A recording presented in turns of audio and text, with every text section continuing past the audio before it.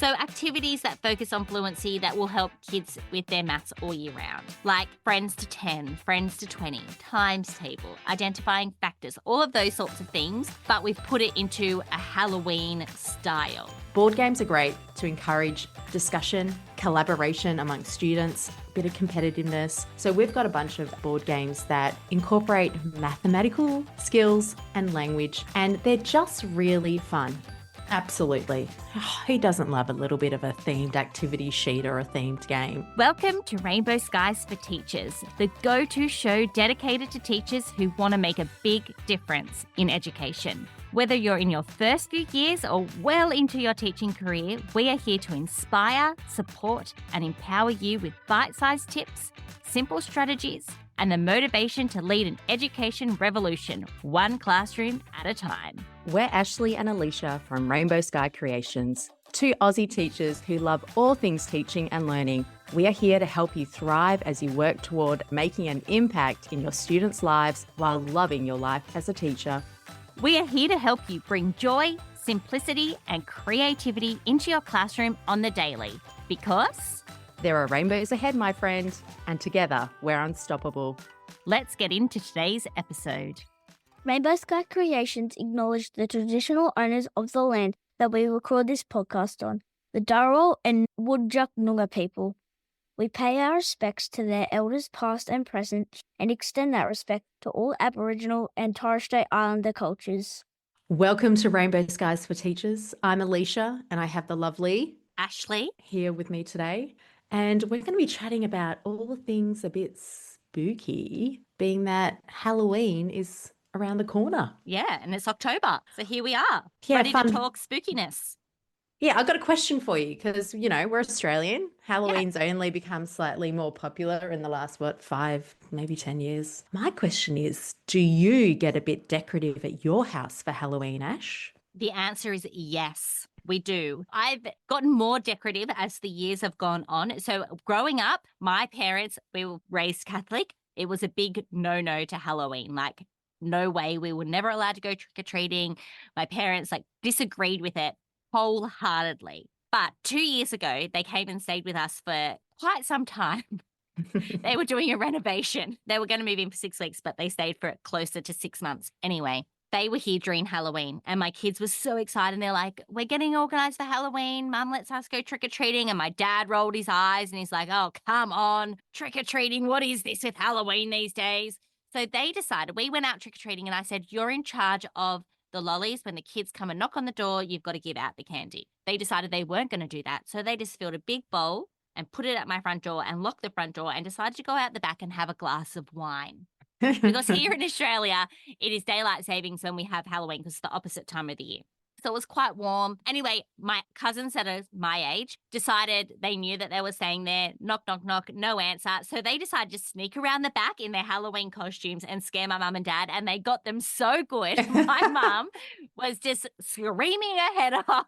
And I was like, Cersei, you're right. You should have got involved in the fun. But yes, I totally dressed up my whole house. We had brooms and bats and all sorts of things last year. Actually, nice. I heard some kids from across the road go to a different school to my kids, and they were calling our house the Halloween house at their school. There you go. And you have a lot of kids in your neighborhood, don't you? Like in your street? Yeah. We do. We've got a lot of kids in our street, in our neighborhood. Tell me, what about you? We don't. The kids, Lena, my eldest, she just turned 5. She's wanting to get into Halloween. She's like, when's Halloween? Well, our street's a bit of a loop and it's an older street. We've got a fresh group of little kids coming through, but it'll be interesting to see if her little kindy buddies maybe work out, do a little map of who's at whose house, because it's still... Yeah.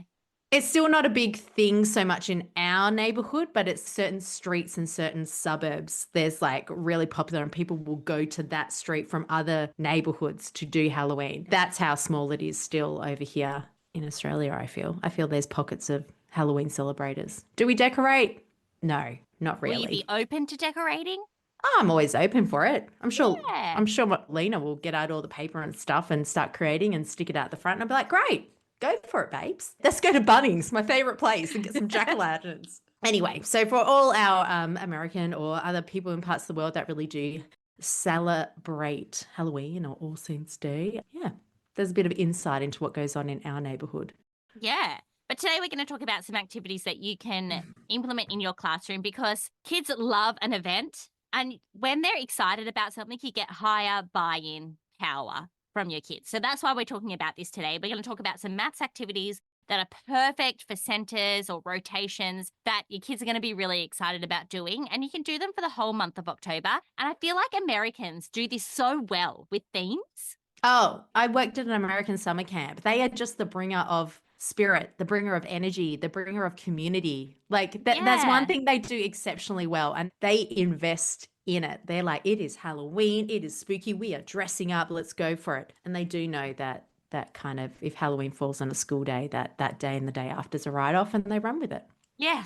And these are the sort of activities they would have happening because they know there's still learning happening, but without hard cognitive load on students and teachers. Yeah. And there's sorts of activities that you can kind of set up and run with them for the course of a couple of weeks because kids are practicing fluency skills and skills that they need to work over and over again. So, Alicia, hit us up with our first idea. It's a goodie and an old favorite, board games. Board games are great to encourage discussion, collaboration among students, a bit of competitiveness. So we've got a bunch of board games that incorporate mathematical skills and language, and they're just really fun. We're recording this at the end of winter, and it's just been so rainy here in Perth, and I think over there on the East Coast, it's been rainy for you guys. Yeah. And just board games are just a great one to have in the classroom, or as it starts to in Australia, it can get really stinking hot, and you still need to be inside or undercover. And a board game can just be a nice break, icebreaker, whatever you want to call it. And so we have some really great fun ones in our Halloween maths packs that build on like number lines and number skills. So yeah, I love a board game. And they're just print and go. So you can print them out. They've got the Halloween theme and kids are working together and collaborating with each other, which is another really important skill besides the actual math skills that they are practicing while playing these games. Yeah. We play these at home with my kids. And I think that this year coming, Alicia, your kids are going to be really into them as well. Yes. They're getting to the right age. They are the perfect age to be like, oh, just finally testing out all these games that I just created over the years. Because fun fact, I never taught kindy or year one, like year two, grade two, that was my zone, middle primary. So all this young stuff, I'm like, oh, this is fun. Yeah. But have you ever taught grade 6? No, I've literally taught grade 2, 3, and 4. I've done like relief days in grade 6, but yeah. Oh, and I did a prac in grade 6 and kind of got eaten alive. Oh, yeah. 3 weeks into my diploma, I was in a year 6 class and they could smell the fear. The blood was in the water and they came. They were circling. Anyway. I did a prac in year 6 too, and it was my worst prac ever. Not because of the year 6s, but, well, yes, it was because of the year 6s. Not because of year 6. Like, I wouldn't be scared to teach year 6, but I do like the younger ones. I taught kindergarten all the way through to year 5, but never 6. Well, there you go. There you go. Okay, let's move on. Tell us the next one, Ash. Okay, this is the cracker because it just chimes in to what kids already want to do, but then you add a little learning twist to it. Timestable chatterboxes. Now, we have these for number bonds as well, so addition and subtraction, but basically creating chatterboxes, you know, the little, they call them cootie catchers. Cootie catchers or fortune tellers.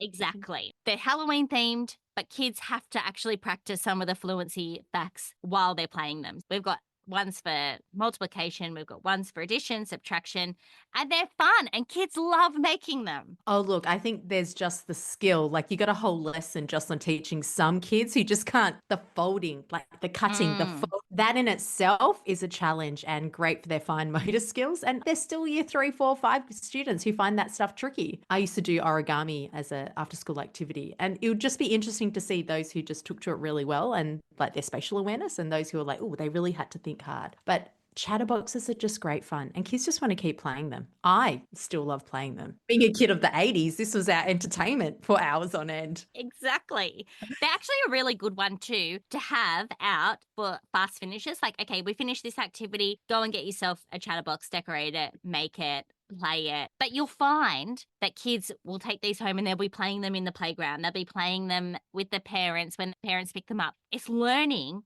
that's just keeps going, which is actually so amazing by taking just a simple thing that's a bit of fun, but adding that little learning element to it. Yeah, I think we ended up getting some from Macca's or from a pharmacy when my kids were like 2 and 3, and they just wanted to keep playing with them. And I was like, guys, I've got a whole set of these. Learn your numbers.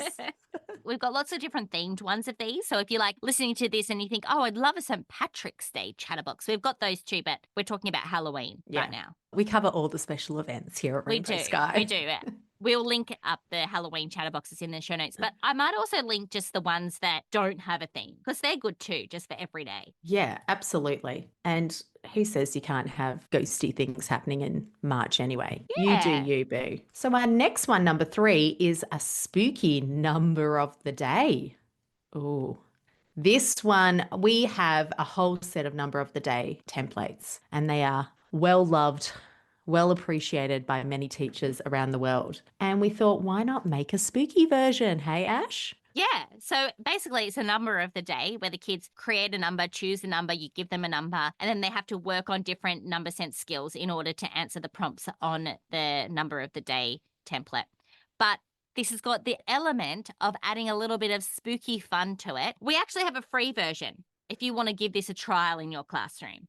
We'll pop it in the show notes and you can get your free copy. And look, a number of the day is always just a really successful activity because one, you can make it structured and be like, everyone has to do this number, or kids get to generate. They're so good at like minusing 10 from 4-digit numbers or adding 10 or partitioning my numbers. I just find the kids love it. And I love it as an assessment tool when I'm having one of those moments. And what, you guys are in term 3, you need to be collecting your data. And if term 4 rolls around, which is the start of like October, here in Australia. It's just a really great way to go, oh, how my kids are going in place value. Have they made the gains that they should be, being that we're 8 months into the school year? And for those friends in the Northern Hemisphere, it's the beginning of the school year where you're doing a lot of your place value work. You know what I love it for? And this is just being completely transparent, but I just love number of the day as a grab and go lesson. Like, those days that you just haven't organized something because, something might have popped up or, the wheels are falling off for whatever reason it happens. This is just the perfect lesson that you can just put into action straight away.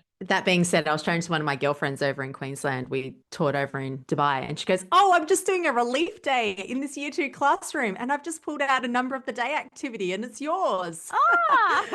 So it's that perfect time filler. Or if you're unwell or substitute fold or whatever it might be, you pop in some of these. It's a winner every time. Yeah, it is. So many teachers actually use these number of the days and they put them in a write and wipe sleeve so that the kids can use them over and over again. So it's not too much photocopying. But I've always, since we created our numbers of the day, I've always had just a class set sitting somewhere in my desk. So I've got it as a backup. Yep, I would too. I'd have a pile just ready to go. Yeah. And even like morning activities, there are kids who salivate over this. They cannot get enough. There is that child who will want to do 30 a day. And you're like, you know what? Go with it. So you have that pile ready to go. Yeah. The other thing, just while we're loving on number of the day, they're actually so good for differentiation because you can have one kid who's working on 2-digit numbers and working on those skills, but you could have another kid working on 5-digit numbers all at the same time. So everyone's doing a similar activity, but they're working at their level. And I do really love that. I love anything that can be easily differentiated. And I love it when the kid who's working on the 2-digit numbers goes, nah, I am so ready for 3-digit numbers. And then they've got their buddies in their class to help them out if they need it without feeling like they have to go to the teacher. I feel like kids will rise to the challenge and want to challenge themselves. How many times can I say challenge in a sentence? But I love it for that as well. Oh, can you tell? We love these. So go get yourself a free copy. We have free copies floating all over the place for our number of the day. We do. We've also got a range of spooky ones from like 2 digits all the way up to any size number too. Yeah. If you want a full range. All right, let's move on to the next one. So our number 4 is number sorts. These are really great because they require quick thinking and help students develop their automaticity with manipulating numbers. So we have like a number sort where it could be looking at 2-digit numbers and they're just sorting odd and even numbers. Can they work out what's an odd number, what's an even number? We have it set up where the higher grades where they're sorting prime and composite numbers. And even I would struggle with that nowadays. So it's a really great mathematical thinking one. You can do rounding up, rounding down, greater than, less than. And I think sometimes you throw it to the kids and they sort numbers and then the other kid has to work out how they sorted them. What was the rule? What was the pattern? That's a fun way to look at it. Add a little element of spookiness. They've got the numbers and they're putting them down on webs. Spider webs, that's how they sort them. We've got printable versions of this, but you don't need our printable versions. You can create these yourself, or if you want to save time, grab the printable versions and off the kids go. These are a really great center. It keeps kids entertained. It's got me thinking right now. I'm like, oh, what could I do? So that's our fourth one. And then that leaves us with number 5. Yes, which is all about fact fluency. And if you've been around here for a little while, you'll know that we're big fans of developing that fluency in maths because it just makes it so much easier when kids have that fluency. So, activities that focus on fluency that will help kids with their maths all year round, like friends to 10, friends to 20, times table, identifying factors, all of those sorts of things. But we've put it into a Halloween style. Absolutely. Who doesn't love a little bit of a themed activity sheet or a themed game? Nobody. I'm getting a flashback to the Peppa Pig episodes where they're like, everybody loves spooky worksheets. Can you tell I'm in my toddler preschool phase? Yes, we can. We can tell.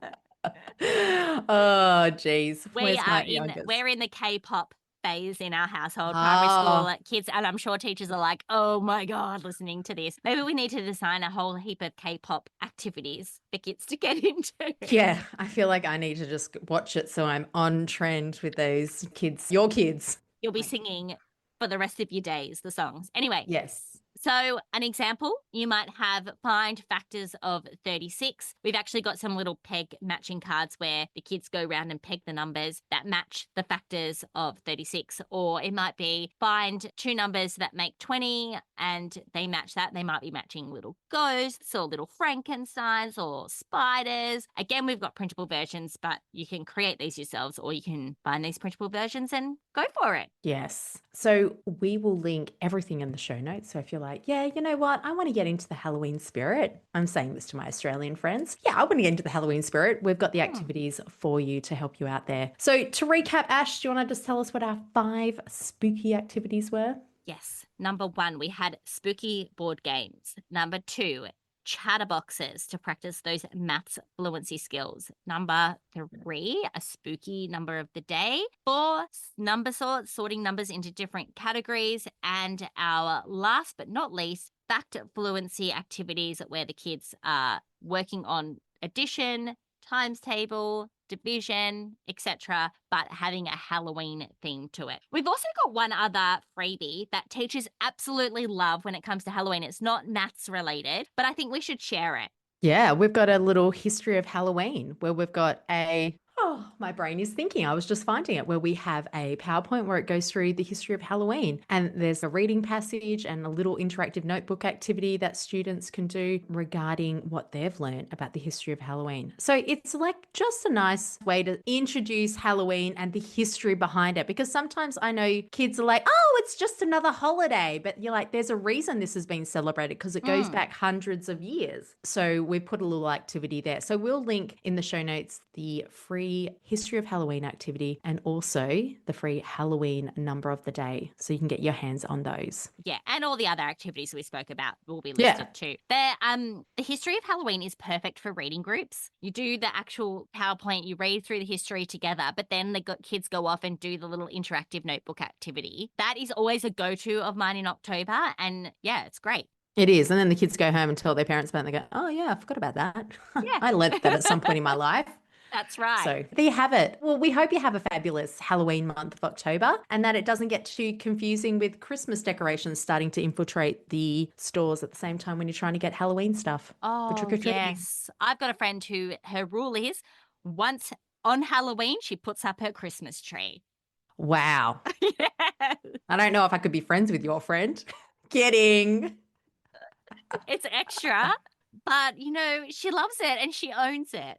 You know what? Like, that being said, I know our American friends go from Halloween to Thanksgiving. They got a buffer zone to, They do. What is it? All things pumpkin spice. But here in Australia, we just go straight to Christmas. Well, my family actually celebrate Halloween because we've got a cousin that moved over to America, lived there for 18 years and had 2 kids and married an American husband. And now she lives back here, just around the corner from me. And they have brought the Thanksgiving tradition. They brought the Thanksgiving tradition to our family. And my son, who's 10, says it's his favorite holiday of the year now. He loves Thanksgiving. And it is really good. We go full traditional with the food. Like, there's no Aussie food. It's just all Yeah, pumpkin proper pie. Yeah, pumpkin pie. Yes, we have pumpkin pie. We have a huge turkey. The local butcher has to order it in a especially. It's just so much fun. Oh, I actually think I would like Thanksgiving. Yeah, it's Yeah, all anyway. about the food. We might just make it in our household, our own tradition. Why Why not? not? Well, your brother lives in America. He does, but he's not So- married to an American. He's But- just he can bring that tradition. Yeah, bring it back. Tell him to come on back and bring back Thanksgiving with him. Yeah, that's it. Absolutely. Well, it's always been fun getting Has together, been. Ash, talking about spooky things. So